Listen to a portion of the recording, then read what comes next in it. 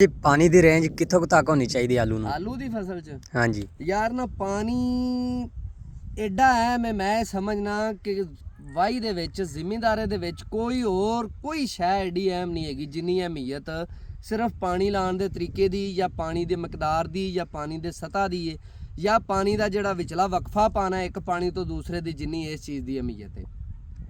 देखो जी sprinkling irrigation अगर जिम्मेदार को समझते ज़्यादातर समझते होंगे जी फुहारियां के थ्रू या कतरा कतरा पौधों के मुढ़ च जो पानी लगता है पूरी दुनिया उस सिस्टम के उत्ते आ गई है। असी गरीब हाँ माड़े हाँ असी उस सिस्टम ते जा नहीं सकते लेकिन असी उस सिस्टम नू कापी कर रहे हैं। दुनिया दे विच किसी भी फसल की ज़्यादा तो ज़्यादा जी पैदावार है वह स्प्रिंकलिंग इरीगेशन के उत्ते आ यानी जिंदे च फुहार मिलती या कतरे मिलते हैं पौधे के मुढ़ च कतरे पाइप के थ्रू डिगते हैं उनके विच पैदावार सब तो ज़्यादा है।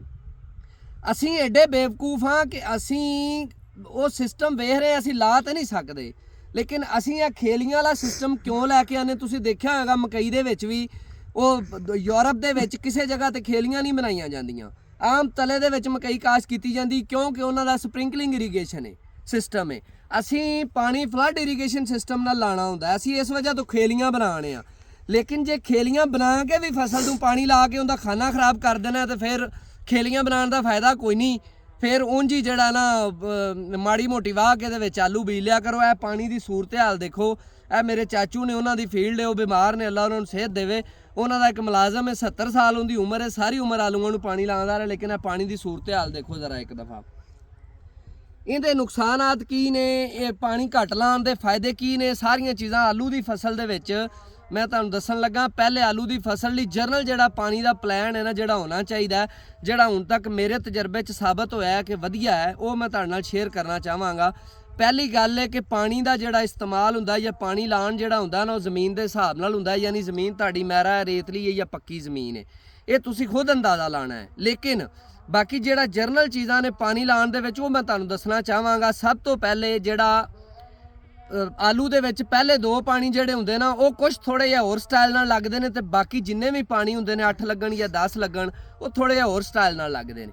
ਜਿਹੜੇ ਪਹਿਲੇ ਦੋ ਪਾਣੀ ਹੁੰਦੇ ਨੇ ਉਹਨਾਂ ਦਾ ਕਿਉਂ ਸਟਾਈਲ ਬਦਲਣਾ ਹੁੰਦਾ ਉਹਦੀ ਵਜ੍ਹਾ ਇਹ ਹੁੰਦੀ ਇੱਕ ਗੱਲ ਇਹ ਹੁੰਦੀ ਕਿ ਅਸੀਂ ਆਲੂ ਨੂੰ ਵੱਤਰ ਪਹੁੰਚਾਉਣਾ ਹੁੰਦਾ ਰੇਂਜ ਪਹੁੰਚਾਣੀ ਹੁੰਦੀ ਏ ਇਸ ਵਜ੍ਹਾ ਤੋਂ ਕਿਸੇ ਸੂਰਤ ਜਿਹੜਾ ਨਾ ਉਹ ਥੋੜਾ ਬਹੁਤ ਪਾਣੀ ਜ਼ਿਆਦਾ ਹੋ ਜਾਂਦਾ ਹੈ एक चीज़। दूसरी चीज़ यह है कि असी चूंकि जड़ी बूटियां नूं कंट्रोल करना होंदा आलू की फसल दे विच और असी आलू के उगण तो पहले कंट्रोल करना होंदा इस वजह तो जिहड़ा पहला या दूसरा पानी थोड़ा या ज़्यादा हो भी जाए ना तो उनकी वजह तो जड़ी बूटी अच्छे तरीके नाल उग आंदी और आलू का उगाओ भी बेहतर हो जाता है।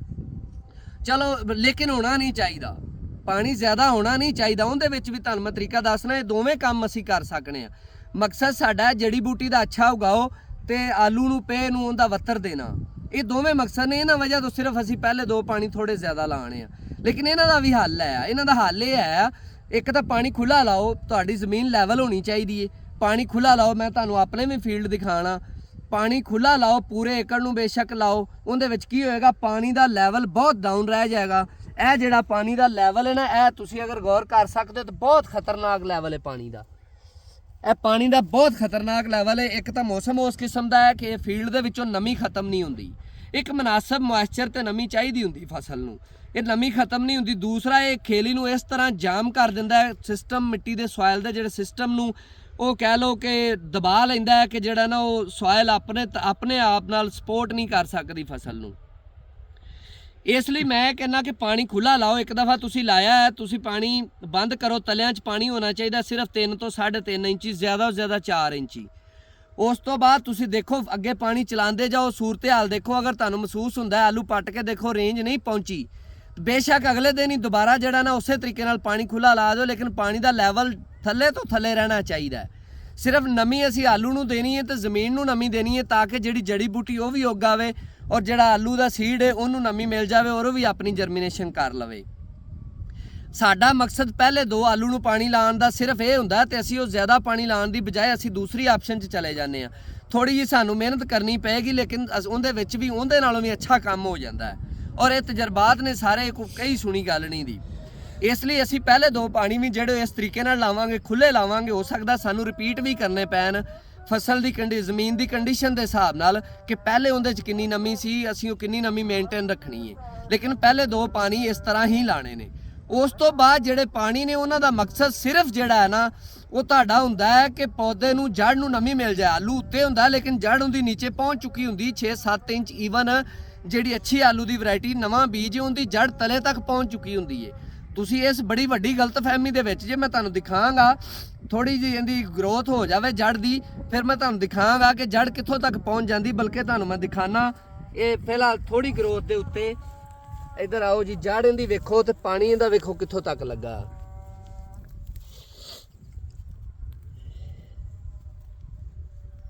ਇਹ ਦੇਖੋ ਥੱਲੇ ਚਿੱਕੜ ਪਿਆ ਹੈ। ਇਹਨੂੰ ਆਲੂ ਨੂੰ ਚਿੱਕੜ ਨਹੀਂ ਚਾਹੀਦਾ, ਆਲੂ ਨੂੰ ਸਿਰਫ ਨਮੀ ਚਾਹੀਦੀ ਹੈ ਜਿਹੜੀ ਕਿ ਯੂਰਪ ਦੇ ਵਿੱਚ ਜਾਂ ਅਮਰੀਕਾ ਦੇ ਵਿੱਚ ਜਾਂ ਡਿਵੈਲਪ ਕਾਸ਼ਤਕਾਰੀ ਦੇ ਵਿੱਚ ਸਿਰਫ ਨਮੀ ਮਿਲਦੀ ਹੈ।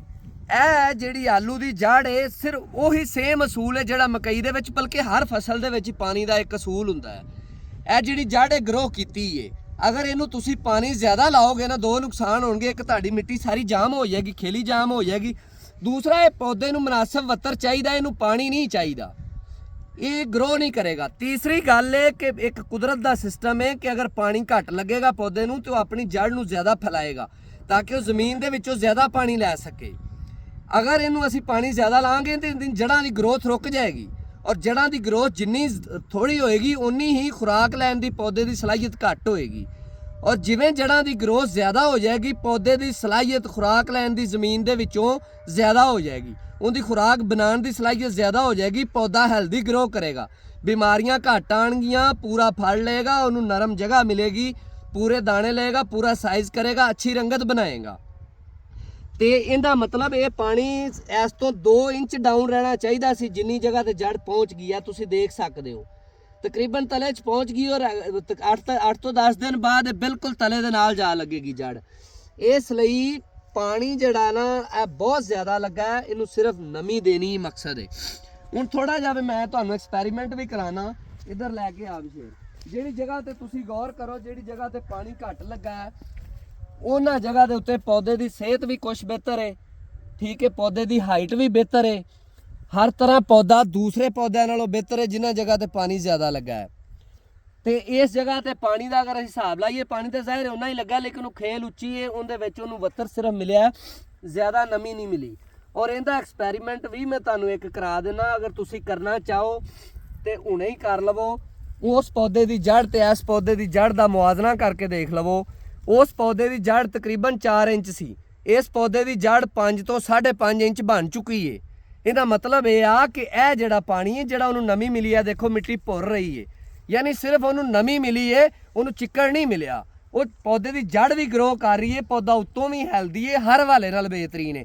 ਇਸ ਲਈ ਮੈਂ ਤੁਹਾਡੇ ਨਾਲ ਅੱਗੇ ਨਾ ਹੱਥ ਜੋੜ ਕੇ ਮਿੰਨਤ ਕਰਨਾ ਕਿ ਜਿਹੜਾ ਕਿਸੇ ਵੀ ਫਸਲ ਨੂੰ ਪਾਣੀ ਲਾਉਣ ਵਾਲਾ ਜਿਹੜਾ ਬੰਦਾ ਹੁੰਦਾ ਹੈ ਨਾ ਉਹ ਤੁਹਾਡੇ ਨਾਲੋਂ ਵੀ ਜ਼ਿਆਦਾ ਟ੍ਰੇਨ ਹੋਣਾ ਚਾਹੀਦਾ ਹੈ। ਔਰ ਜਿਹੜੇ ਬੰਦੇ ਕੋਲ ਵੀ ਪਾਣੀ ਲਾਉਣ ਵਾਲਾ ਬੰਦਾ ਟ੍ਰੇਨ ਨਹੀਂ ਹੈਗਾ ਉਹ ਬੰਦਾ ਇਹ ਵੀਡੀਓ ਉਹਨੂੰ ਦਿਖਾਏ ਮੁਲਾਜ਼ਮ ਨੂੰ, ਬੰਦੇ ਨੂੰ, ਇਨਸ਼ਾਅੱਲਾ ਤਾਲਾ ਇਹਦੇ ਵਿੱਚੋਂ ਉਹਨੂੰ ਇੰਨਾ ਫਾਇਦਾ ਮਿਲੇਗਾ ਜਿਹੜਾ ਉਹਨੇ ਕਦੀ ਸੋਚਿਆ ਵੀ ਨਹੀਂ ਹੋਣਾ। ਅੱਛਾ, ਉਸ ਤੋਂ ਬਾਅਦ ਇਹ ਤਾਂ ਪਹਿਲੇ 2-3 ਪਾਣੀਆਂ ਦੀ ਗੱਲ ਇੱਕ ਆਪਾਂ ਜਨਰਲ ਜੀ ਕੀਤੀ ਹੈ। ਅਗਰ ਅਸੀਂ ਲੌਂਗ ਟਰਮ ਫਸਲ ਦੇ ਪਾਣੀ ਦੀ ਗੱਲ ਕਰੀਏ ਤੇ ਪਾਣੀ ਉਸ ਤੋਂ ਬਾਅਦ ਅਸੀਂ ਕਿਸੇ ਸੂਰਤ ਵੀ ਜਿਹੜਾ ਨਾ ਬਹੁਤ ਜ਼ਿਆਦਾ ਨਹੀਂ ਕਰਨਾ। ਪਹਿਲੇ 2 ਮਕਾਸਦ ਸਾਨੂੰ ਅਸੀਂ ਪਾਣੀ ਦੇ ਦੂਸਰੇ ਤਰੀਕੇ ਨਾਲ ਹੱਲ ਕਰ ਲੈਣੇ, ਲੇਕਿਨ ਉਸ ਤੋਂ ਬਾਅਦ ਤਾਂ ਕਿਸੇ ਸੂਰਤ ਸਾਨੂੰ ਜ਼ਰੂਰਤ ਹੀ ਨਹੀਂ ਜ਼ਿਆਦਾ ਪਾਣੀ ਦੀ, ਸਿਰਫ ਤਲੇ 'ਚ ਪਾਣੀ ਪਹੁੰਚੇ, ਜੜ ਮੌਜੂਦ ਹੈ, ਜੜ ਨੇ ਪਾਣੀ ਲੈ ਲੈਣਾ, ਖੁਰਾਕ ਲੈ ਲੈਣੀ, ਤੁਹਾਡਾ ਸਿਰਫ ਇੰਨਾ ਕੁ ਮਕਸਦ ਹੈ। ਤੁਹਾਡਾ ਮਕਸਦ ਖੇਲਾਂ ਨੂੰ ਵੱਤਰ ਰੱਖਣਾ ਨਹੀਂ ਹੈਗਾ। ਇਸ ਲਈ ਮੈਂ ਇਹ ਕਹਿਣਾ ਕਿ ਪਾਣੀ ਦੀ ਜਿਹੜੀ ਮੈਨੇਜਮੈਂਟ ਹੈ ਇਹ ਕਿਸੇ ਵੀ ਫਸਲ ਦੀ ਪੈਦਾਵਾਰ ਦੇ ਵਿੱਚ ਇੰਤਹਾਈ ਅਹਿਮ ਹੈ।